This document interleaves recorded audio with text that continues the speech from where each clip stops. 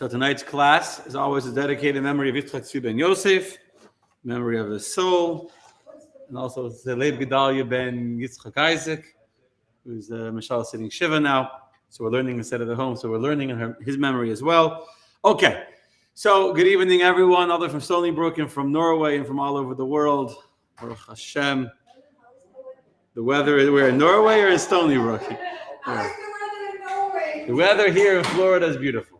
Okay, so I have to tell you the truth that I am super excited about what we're going to be talking about tonight.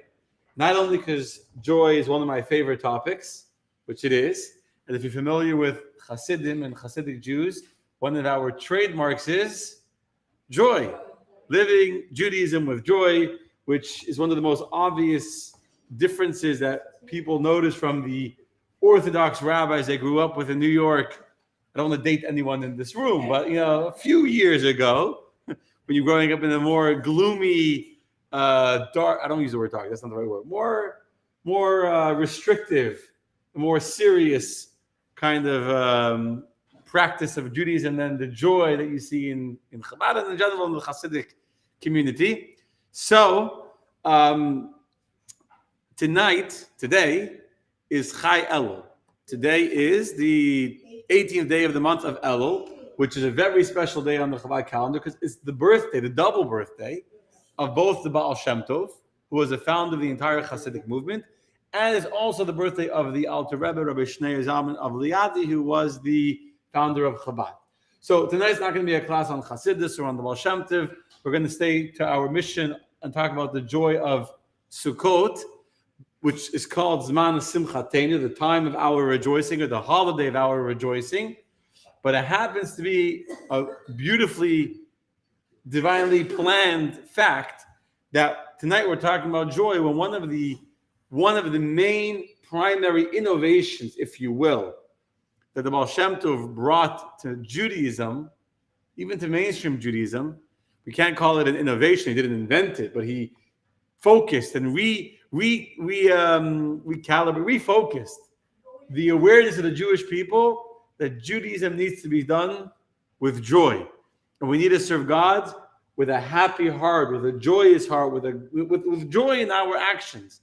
And one of the actually causes of resistance against the Baal Shem Tov was from the religious Jews, the rabbis, who, like all religions at the time, going back to Europe, Eastern Europe, 300 years ago, 250 years ago, religion was very oppressive. Not only in Judaism, in all religions, it was dark, it was gloomy, it was fear, a lot of punishment, a lot of, that's how religions kept people in line and had them following and listening to whether the priests or whoever it was. And this was the mainstream worldview of religion at the time. And the Baal Shem Tov came along and with a completely different model, not to focus on the fear of punishment and the fear of God. Not again, there's fear of God in the Hasidus too, but not to make that the entirety of the religion, but to focus more on ideas that are in the Torah. Last week's Torah reading, we have that the curses came because we don't serve God with joy. Well, I'll show more sources soon. But to make that a focus of our service of God. So tonight we're going to talk about the holiday of Sukkot, and we'll frame it as a Sukkot class. But the truth is that everything we're going to say for all of our conversation, discussion for tonight, is not exclusive to the holiday of Sukkot at all. That's just a holiday when we focus on it and have a special mindset on living and experiencing joy. But these ideas are true every single day of our life. They're true today, they're true tomorrow, they're true next week, they're true in every situation. The importance of having joy in our living, in our life. Okay, so let's start at the beginning of any class that will be on Sukkot, which would be, what does the Torah tell us as its description of the holiday of Sukkot, right? When the Torah wants to describe to you why we are celebrating, how we are celebrating the holiday that's coming up called Sukkot. So let's look in the Torah. Parshas Re'ez, chapter 16 of the book of Deuteronomy. And here the Torah tells us as follows, Chag HaSukkos, Ta'asel Choshivas Yamim. You shall make yourself the festival of Sukkot for 7 days. The Jews living in Israel were primarily an agriculturally focused society. So therefore, the holiday of Sukkot in an agricultural society is the time when you gather in the produce from your threshing floor and from your vat. Who knows what a vat is? Nobody knows what a vat is? Yes, Susan. Exactly. The wine or the oil was made where they would crush. Excellent, very good. They would crush grapes. She knows her stuff. Today you get wine from the store. But back in the good old days, they would take the grapes and they would take them to be crushed in what's called a vat. So you would either, the food would be out all summer, drying to be stored for the winter. You couldn't store wet grain or moist, damp grain. It would totally rot and become moldy. So they had to let it dry out in the fields over the summer. And the wine or the oil, the olives, they were taken to a vat, and that's where they were pressed and made into a wine. So at the end of the season, which is the end of the summer, Sukkot time, that's when we're gathering in the produce. So we're celebrating. V'samachta, verse 14. V'samachta b'chagecha. Famous words, right? But it said regarding the holiday of Sukkot, you shall rejoice in your festival, you and your son and your daughter and your manservant and your maidservant and the Levite and the stranger and the orphan and the widow who are within your cities. Verse 15, 7 days you shall celebrate the festival to the Lord your God in the place which the Lord shall choose, meaning in the temple in Jerusalem, because the Lord your God will bless you in all your produce and in all the work of your hands. V'hayisa ach sameach, and you will be only happy. I want to stress those words because the Hebrew is very strong. It doesn't say v'hayisa sameach, and you will be happy. It says v'hayisa ach sameach. The word ach means exclusively, only, nothing else. You cannot be anything but happy on the holiday of to stress that you don't find such strong language by the other holidays. Actually, the rabbis and the Talmud tell us that regarding the holiday of Pesach, not even once does it use the word happiness or joy in the context of Pesach. Pesach is for the woman especially. It's not a lot of joy, right? A lot of work, a lot of effort and toil. Regarding Shavuos, it says one time, but if you look regarding Sukkot, twice in this chapter that we just read, in verse 14 and in verse 15, says, "V'samachta b'chagecha," you shall rejoice in the holiday of Sukkot. Then it says, "V'yisa ach sameach," you shall only be happy. And then again, in the book of Vayikra, the first time introduced to the holiday, it also says to be happy. So 3 times the Torah tells us to rejoice and to be happy on the holiday of Sukkot. So why didn't you mention Rosh Hashanah? Why are we jumping up to Sukkot? The last 2, what were we last week? The week before?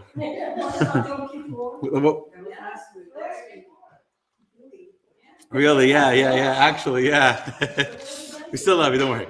So, even though every holiday we need to be happy, that's very clear. The Torah is very clear to us that every holiday is meant to be a time of celebration and rejoicing with the widow and the orphan and the convert.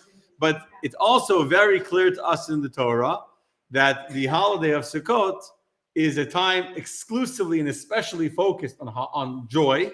3 times the Torah tells us to be happy on the holiday of Sukkot, but even more explicitly we find these words of Hayisa, Ach, Sameach, he shall be only, nothing but happy or joyful rather on the holiday of Sukkot. So what we need to understand is, why is it important? What is the idea of the joy and celebration of Sukkot?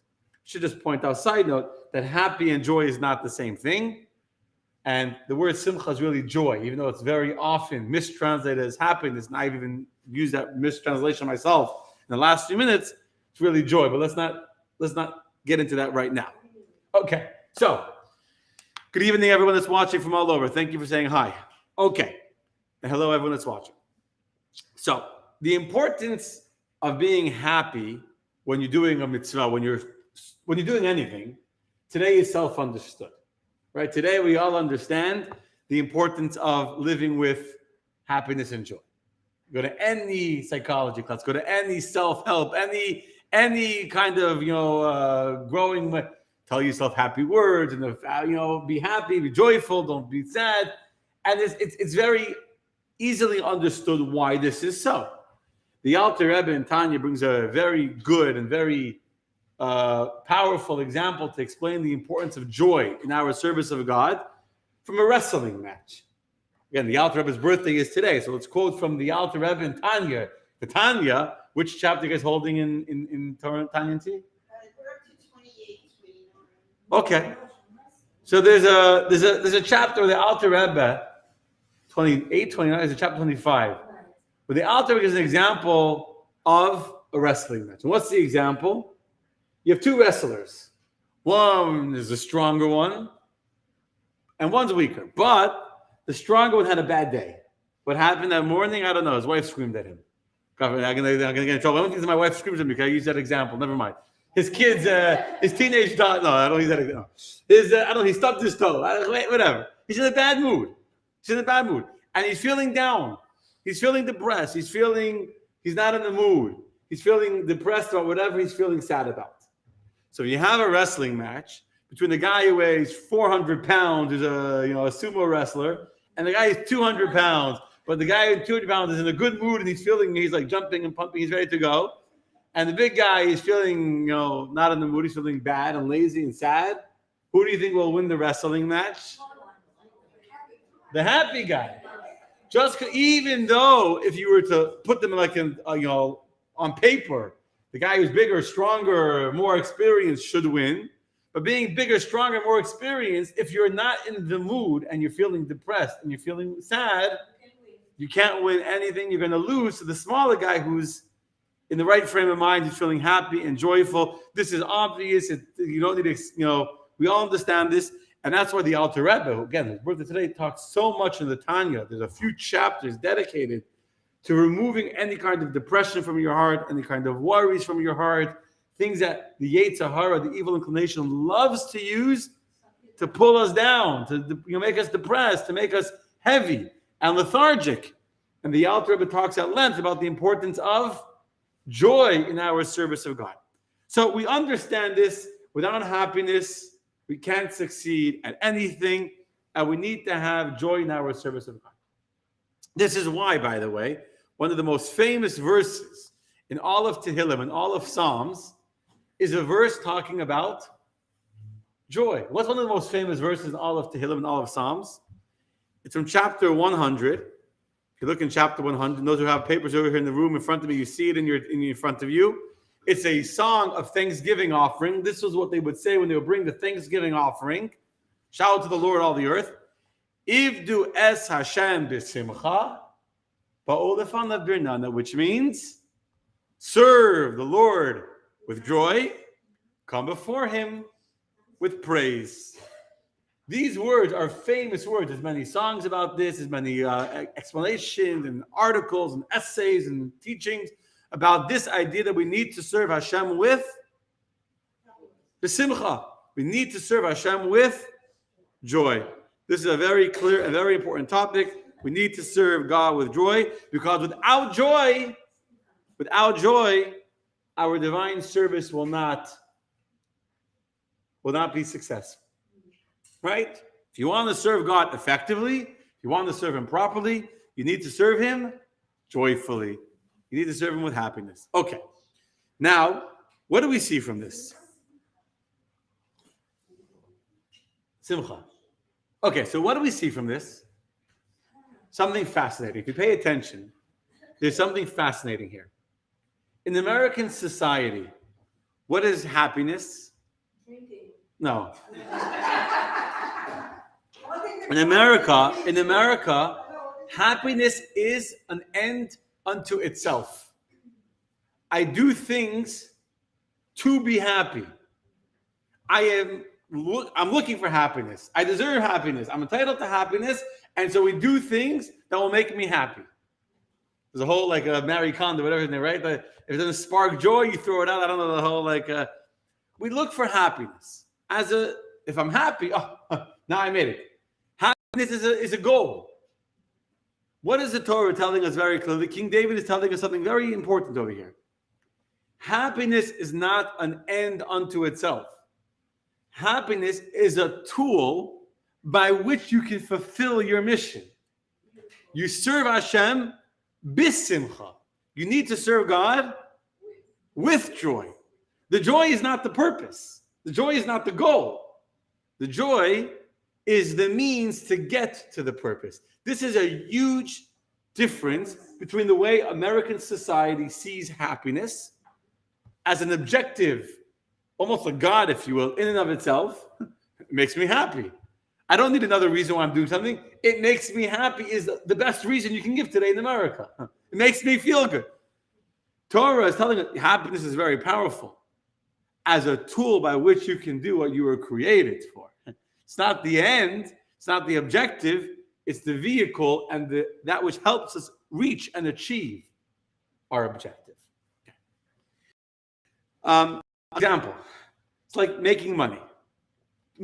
In some way, simcha, joy, could be like money. Why do you make money? Why do people work? So I have money to pay for food, to pay for a trip, to pay for my kids, to buy, to bill, whatever it is. What happens when you start working for money? Not so I have money for what I need, but I'm working for the money for the sake of money. You know, people like many. They started working for money because they needed to pay for whatever, and then they have much more money than they could ever need. And instead of using their money to buy happiness, well, not happy, whatever, to buy, to enjoy, to live with their family, to be there for their kids, instead they become so focused on what should have been, on means to an end. Money should have been a means to which to lead a more fulfilled, a more happy life, a more stress-free life because you can afford to pay for the need and not worry. Instead, they become so focused on this tool that now the tool has become their God. The tool has now become their all, their be all, end all. And now they live for money. They work to make more money. Why are you working? To make money. End of sentence. And in many ways, happiness and joy has followed a very similar path. Why are we doing whatever we're doing? Why am I working? Why am I doing these things? To be happy.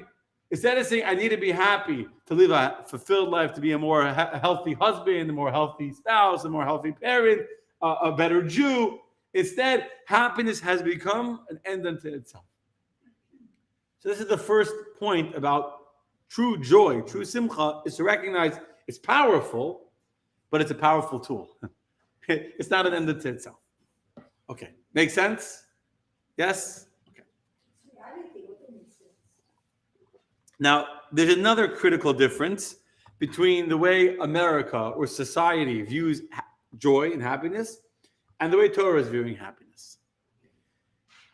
In the American Declaration of Independence, how do we start off the Declaration of Independence? We hold these truths, we the people. We hold these truths to be self-evident, right? That what? What's self-evident? Yeah, we're all equal. And we have a right. We have a right to the pursuit of happiness, right? We're all endowed by our Creator with certain unalienable rights, among these are life, liberty, and the pursuit of happiness. So first of all, you can't actually get happiness, but the pursuit anyway. We won't go there right now. But in the Declaration of Independence, it is self-evident that we are given certain inalienable rights, which includes the right to try to be happy. It's a right. Does Torah say that happiness is a right? Absolutely not. The Torah is telling us that to be happy is an obligation. It's a mitzvah. Mitzvah g'dola liyas b'simcha. It's a big mitzvah to be b'simcha. Now, it's actually not one of the 613 commandments to be happy. There's no commandment in the Torah that says, thou shalt be happy. But we know the famous teaching, I think it's of the Kotzker Rebbe, I think, that there's one action, the one mitzvah that leads to all of the mitzvahs, and one thing that's not a sin that leads to all of the sins. Happiness is not a mitzvah, but it leads to all mitzvahs. And depression is not a sin. There's no sin. Thou shalt not be depressed. But depression leads to all sins. So Torah, King David is telling us, serve Hashem with joy, which means that joy is an obligation upon the person. If you want to serve God properly, you need to serve Him with joy, with simcha. So it's not a right. It's an obligation. What's the difference between an obligation and a right? What's the difference? You can give away your rights. Excellent. What's a choice? A right means you can do it, an obligation means you have to do it. Correct. A right is something you could do, which you're all saying correct. A right means if I could decide to eat apples. I have the right to eat apples. If I don't want to eat apples, I don't have to exercise my right to eat apples if I don't want to. An obligation means I don't have a choice. On Pesach, I must eat matzah. On Rosh Hashanah, I don't must, but I must eat apple and honey. I don't know if it's a must, but it's close. It's something that you do whether you like apples, you don't like apples. On Rosh Hashanah, it's not a mitzvah to eat apples and honey. So I don't want to use that word. It's not like actually one of the 613 commandments. It's not like eating matzah on Pesach, but it's close. But you understand the idea. It's not something I do because I want to. It's something I have to do. I don't have a choice here. Which also means, as Karina was saying, you don't have a right. You can choose not to exercise your right. So if happiness is a right, I can choose to not be happy. I can choose to be depressed. I can choose to be angry and grumpy and miserable. I have the right to choose to be angry. Don't tell me to be happy. I'm choosing to be miserable today. It's my right. Right? But if being besimcha, if being joy is not a right, but it's an obligation, can you say, I'm not in the mood of being happy today. Today I choose to be an angry, grumpy old man. You don't have that option in Judaism. It's not a choice. It's not, you can't choose. Today I choose my right to be a happy person. Tomorrow I'm going to choose my right to be a grumpy person. It's not a choice. Torah is telling you the only way to serve God effectively and properly is by utilizing the tool of joy, of happy. So it's your duty, it's your requirement, it's your obligation to live with joy, to live with simcha. Okay? So to recap what we said so far, there's two huge fundamental differences that you have to pay attention to appreciate them. And once you see them, it's like so obvious and so glaring between the typical society's way of viewing happiness and the Torah perspective on joy. What are the two differences we just discussed? Number one, joy is not an end unto itself. Joy is a means to the end, right? We're not happy for the sake of happy. We're happy for the sake of being better people, being more godly, more goodly, but it's not an end unto itself. And number two, happiness is not a choice, it's not a right, it's an obligation. So far, we're all on the same page? Okay. So now, let's talk about Sukkot. Why is the holiday of Sukkot the time, the Zman of Simchatenu, the time of our rejoicing? Why is this holiday unique over Rosh Hashanah, over Pesach, over Tuesday, or today's Monday? What I'm saying, why is Sukkot the holiday chosen to be the icon of happiness? What's unique about the holiday of Sukkot? I'll ask you a better question. What do we do on Sukkot? We sit outside in a hut, no air conditioning. If you live in New York, somewhere cold, and in the rain, and here we get rain too, but there it's like cold rain. They're sitting with coats. We're dying, and it's not dying, God forbid. I'm saying we're like sweat. It's hot. It's buggy. It's you get all the mosquitoes and all the flies. My grandfather's went to Montreal to be like bees in the in the sukkah. There'll be bees everywhere, honey, the bees. So that's happiness. That's joy. Instead of sitting in the nice air-conditioned house and a comfortable chair, and instead we're sitting outside. I still remember my first Sukkot here in Coral Springs. So we were living in Players Club at the time in an apartment building, and we put up a sukkah in the parking lot. And we had an extension cord going. We were on the second floor, going out of our window through the parking lot to the sukkah. We put it the sukkah was at the end of the parking lot, like the corner where there was all these like a tree, but there was like all this like dropped like berries, and it was like in ducks were in there, whatever. So we had an extension cord. Going across the parking lot. Manager saw like the first day of sukkah. They just take it away. They took it. They unplugged it or whatever they did to it. I don't remember exactly. We didn't unplug it. So we had guests. The second night of Sukkot was actually Abbott and Carol Cohen. They were one of our first guests, and they came to our sukkah. and we had no electricity because we were sitting without, we had no power. We had no power, no electricity, no light, no fan, no nothing. There was, I remember there were ducks coming. It was like we're sitting literally in the dark. We had candles, a candlelit sukkah in the parking lot of Players Club with the ducks coming to eat the berries. You know, that was, but listen, they enjoyed it. They came back. So like that's joy, sitting in the dark, like, you know, without a candle, with a little candle, and it's hot and there's no, you know, and running up. And Chana was like running up and down the stairs, like this, like we're sitting at the end of the parking lot, like up to every corner. So it was interesting. So where is the joy in sitting in an outdoor hut? That doesn't, you know, remind of joyfulness and happiness. Okay. So why do we sit in the sukkah? What's the reason why God tells us that we should sit outside in the sukkah to begin with? You are correct. The Torah tells us, we can look at the text if you want, just in case you don't believe me, and we can see it in the words of God himself. The Torah tells us in Vayikra, Leviticus chapter 23, you shall live in a sukkah or in booths for 7 days. Every resident among the Israelites shall live in booths. Why? Verse 40. In order that your ensuing generations should know that I had the children of Israel live in booths when I took them out of the land of Egypt, and for the 40 years in the desert, I am the Lord your God. So here we see very, very clearly what's the Torah telling us. Why are we sitting in a sukkah? To remind us that for 40 years we traveled in the desert, and during these 40 years we had no permanent protection. We were very vulnerable and very exposed to all the elements of the desert. We were in the wilderness. We were in the outdoors. And God protected us for those 40 years.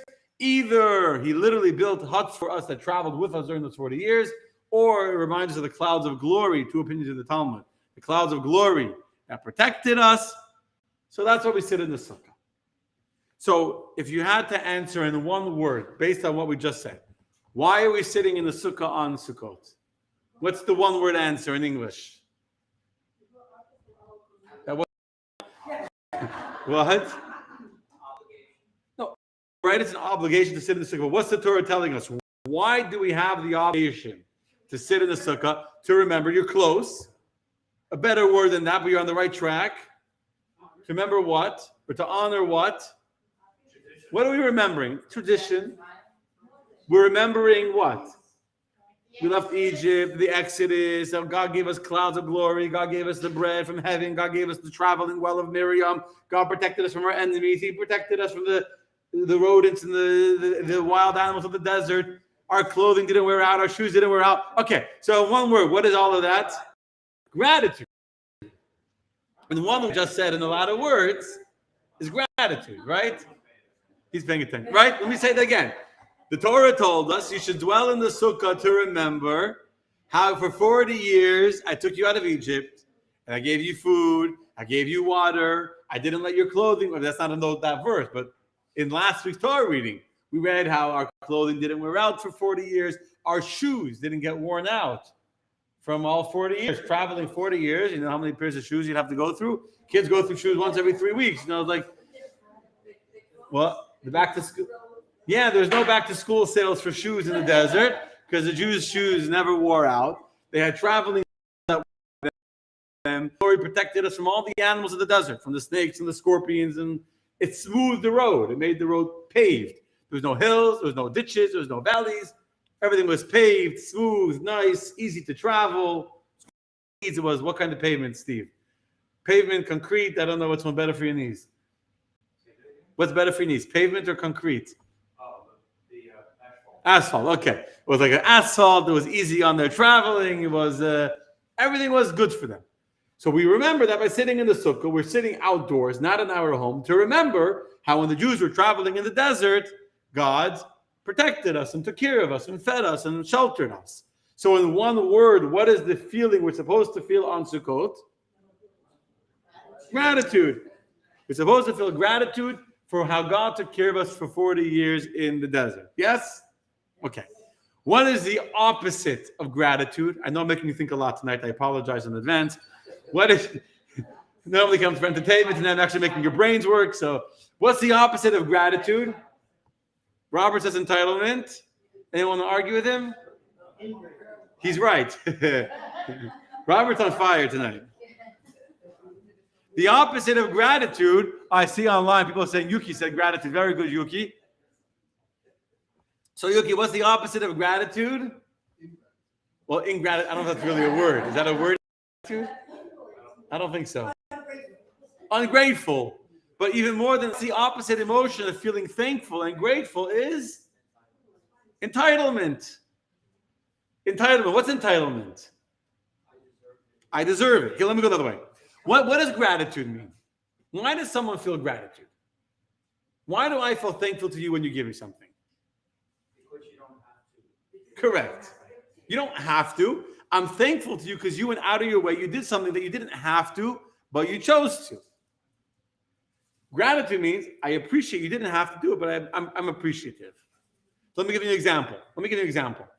Let's say your boss comes to you and he gives you a check for $1,000. What feeling are you feeling? Well, it depends. Depends. If it's your paycheck, do you feel gratitude to your boss for a paycheck? No. If anything, you may be upset. Why you only give me $1,000? I worked overtime this week, and he should have compensated me.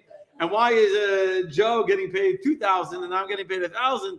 Right? So if the $1,000 is your paycheck, that's not gratitude. You might say polite to him or her, but he's not like, oh wow, you're so kind. You gave me my paycheck, right? Why? Because I'm entitled to it. I worked for it. But let's say your boss comes to you with $1,000 pre-Rosh Hashanah bonus. So I know you're celebrating. I know the holidays. I heard the holidays are expensive. I want to give you a bonus for your Jewish holiday. Here's $1,000 bonus for the Jewish New Year. What do you feel now? Well, disbelief. You feel gratitude. You feel grateful. The same $1,000 check. But if it's a check that I deserve, that I earned, that I worked for, at best, I'll be appreciative if he gives me on time, but I'll feel I'm entitled to it. I deserve it. I worked for it. And you may even feel like, why is he paying me so little? Many people work and get a paycheck and they feel they're being underpaid for what they do, whether rightfully or not, but they feel I should get more. So the difference between gratitude and entitlement, see, we got the entitlement right there. The difference between the gratitude, Yuki's on the ball there. The difference between entitlement is if I feel that I deserve it or I don't, right? Yes, you all with me? Make sense what I'm saying? If I feel I'm entitled, I don't feel any gratitude for what I get. I only can feel gratitude and feel appreciative when it's extra, when there was unexpected, when it was surprise, when you didn't have to do it, you did it anyway, then I feel gratitude. Okay, so how can a person feel gratitude for all the blessing God gives us? How can we feel gratitude for our home, our health, the fact that we have money to pay for our mortgage, money to pay for the electric bill, we have a bed, we have a couch to sit on, and we have a kitchen? By sitting outside. When you're sitting in your house, exactly right. When you're sitting in your house, does anyone ever sit on their couch and look up at this and go, wow, I'm so blessed to have a home to live in? We look at the house that, I really need to do a paint job because my kids colored on the wall. Right? When we sit in our house, usually we feel like I'm entitled. This is my house. I own it. I paid for it. I worked for it. I paid the rent. I paid the mortgage. I did the repairs. So it's my house. I don't feel a sense of gratitude for being able to walk into my own house. I mean, to your home, I feel gratitude to you for inviting me into your home. But when I'm sitting in my home, gratitude for being in my own home. You're a very special woman if you praise God every time you walk into your home and say, thank God I have a home. But many of us become very accustomed and complacent in our homes. And therefore we become, I don't know if entitled is the right word, but we expect our homes. It's our home. We paid for it. We worked for it. And if anything, we say, my home is too small. My home is this. The tile is this. The floor is that. And that's what many people do in their sitting. And what's not good about their home? What do they need to fix in their home? What should they change about their home? You go out of your home, sitting in the parking lot without even an extension cord, and the bugs are bugging you, and the rain is coming, and this, right? Now you're able to appreciate the blessing. You appreciate, what does it mean that God gave me the blessing of having a bed to sleep in? Not everyone has a bed to sleep in. It's a blessing to have a bed to sleep in. Thank God we take it for granted because most of us have always never not had the experience of having a bed to sleep in. But so I have a bed to sleep in, and I have a couch to sit on, and I have a kitchen to cook in, and I have a bathroom to go in peace and privacy, so that's a blessing. But we only appreciate that blessing when we're sitting in the sukkah, when we're sitting outside the home. And now that I'm outside the home, all of a sudden, I feel gratitude for what I have. Notice, when does King David tell us to serve God with joy? In the chapter begins Mizmor L'Soda. We read it before earlier. In the song that they would sing when they would bring the Thanksgiving offering.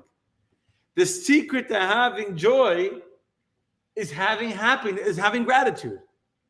When am I happy? When I get the $1,000 check from my boss. When I wasn't expecting it. That's when I feel happy. We never believe what happened today. I got a bonus, $1,000. That's exciting. Right? So when a person feels entitled, they're not happy. You ever saw an entitled person that's happy? No. Entitled are the most grumpy, negative, miserable people. When you're entitled, when you feel entitled, not when you are. When you feel entitled, never happy. Nothing is good enough for you. I deserve better. I deserve more. Why did you only do this? That's what entitlement is. It's all about how I deserve more. I deserve this. And this person is bad because they didn't give me what I deserve. And this person is at fault. And everyone, the whole world is terrible because the whole world didn't give me what I'm entitled to. The secret to feeling happiness and to living with joy is to not expect anything. To have no entitlement. To have no deserve it. It's mine. I earned it. But rather, to feel gratitude for what we have. When we can experience and feel gratitude for what we have in our life, the automatic emotion that will flow from there is one of happiness, one of joy in what we have. That's how it begins. I feel gratitude. I feel grateful for having my home. And now I feel happy. I feel joy being in my home. That's the beginning of joy. So we have now discovered the key to living with simcha, to living with joy. The key to being a happy person is to be a grateful person. To not walk around with any sense of entitlement, to not expect anything, to be appreciative for everything that you get in your life, including your basic necessities. And when you have appreciation for the blessings in your life, you then will have happiness. Okay, yes. Isn't the whole Concept of? Isn't it meant to show that we are in? This is money, this is temporary, this one. There's not one idea. I mean, the main idea is joy because it's called Zman Simchatein. That's what it's called. It's true that you're saying that the sukkah is also temporary, and there's a message for us in the fact that everything in life is temporary. You think of a big, beautiful, but tomorrow, who knows what could happen tomorrow? Tomorrow we can become poor. Tomorrow a hurricane could come. It's a very true point, but that's not the only message of the sukkah. Okay. Now, when we have joy, we have gratitude rather, then even when okay, I'm going to skip this part because I'm going to go to the. So this is the power of living with joy. However, being happy is not just a good way to feel, we have gratitude. Now I'm happy. So now, okay, very good. I have an easier way of coping with life. Because happiness, joy, is a choice we make. I will say this. I'm going to say this. Joy is a choice we make. One of the reasons why there's a difference between happiness and joy, you know where the word happy comes from? Where does the word happy come from? Hap. What does hap mean? Susan, what does hap mean? Happen? Yeah, happen, happenstance, hapless. What is hap? What the root word? Latin hap means chance. So when we say someone is hapless, it means Chance. they have bad luck. Happiness means just happen to be, right? So happen is that's just happen to be. Joy is a choice. Now, this is a very important point. It's a delicate point, and it's an important point. We're going to make the point, and hopefully we'll have time to finish with the power. But I want to make this point, which is as follows: people in America or people in the world misconnect joy, happiness, with pleasure, and pain with suffering. Think about this. How many people do you think would associate pleasure and joy as being interconnected?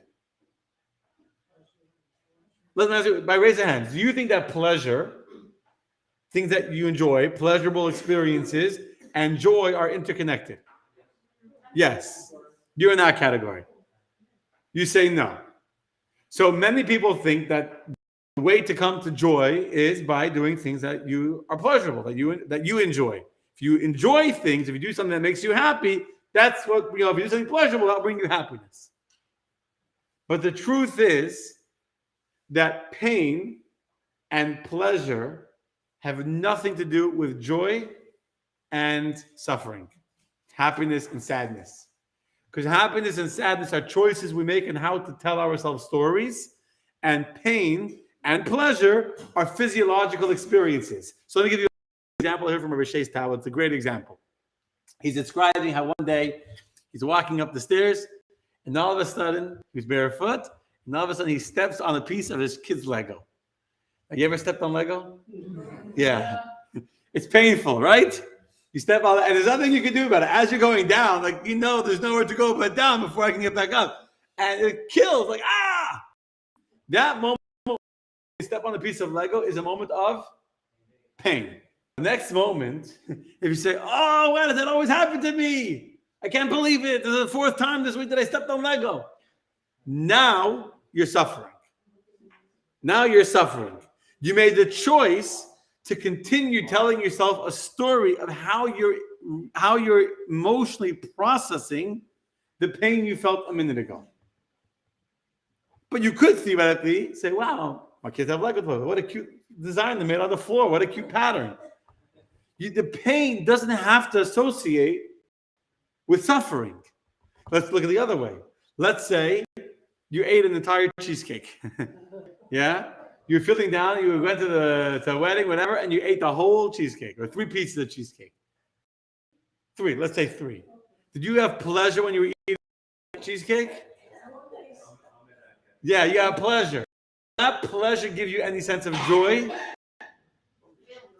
Guilt.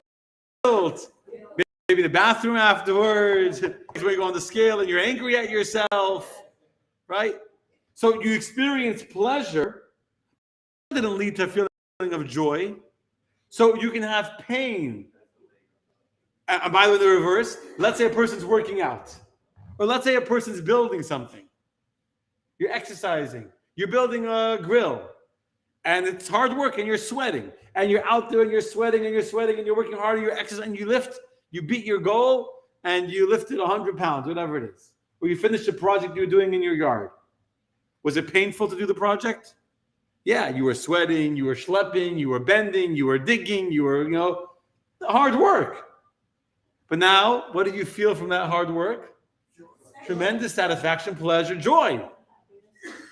So to say, and to say that pain or pleasure are what causes our happiness or our sadness is not true. Joy is a choice we make. It's a decision we make how to process our physical experience. Pain is physical. Suffering is emotional. Joy is saying pleasure is physical. Happiness is a choice we make on an emotional level. So we come now to understand why joy is so important for a Jew. Ivdu es Hashem b'simcha. A Jew needs to serve God with joy. A Jew needs to serve God with joy. Why? When a Jew makes a choice And he says, I am going to choose to live with happiness.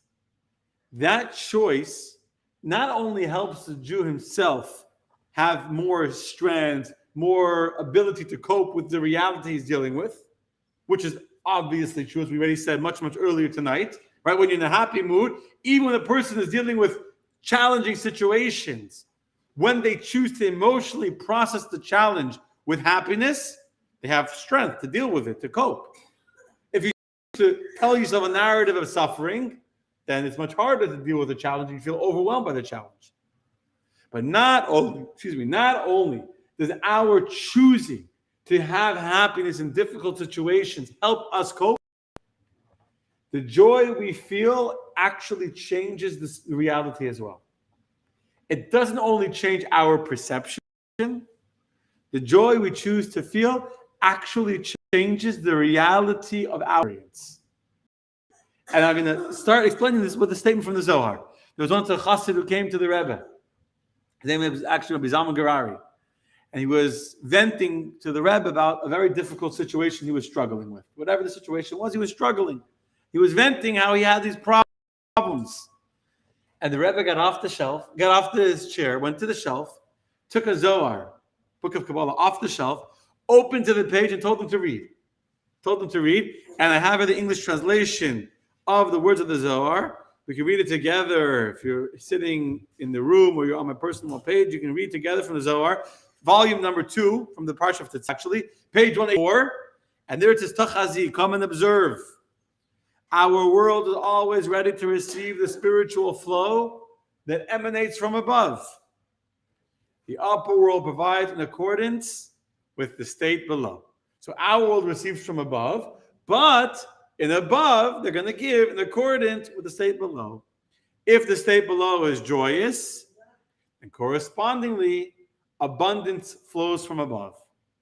However, if the state below is one of sadness, then correspondingly, the flow of blessings is constricted. God gives us the power, according to Kabbalah, according to Jewish mysticism, God gives us the power to determine the kind of vessel that we are.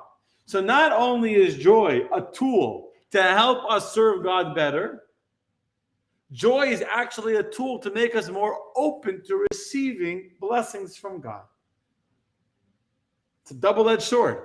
It helps us serve God better.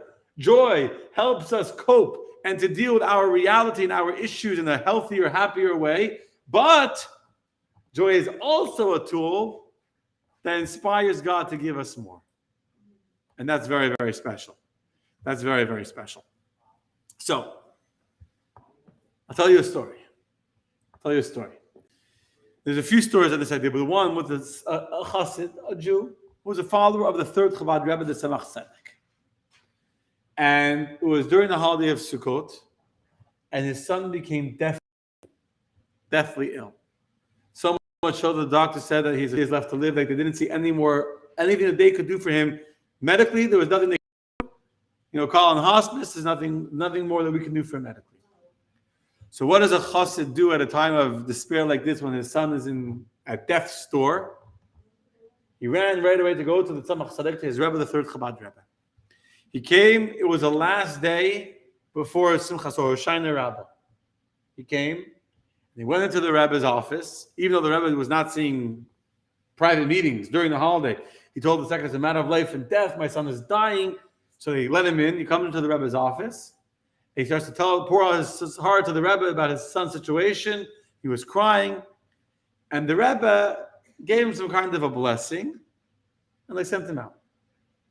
He left the office, and he was thinking about what the Rebbe said to him, and he realized the Rebbe didn't really give him a real blessing his son would get better.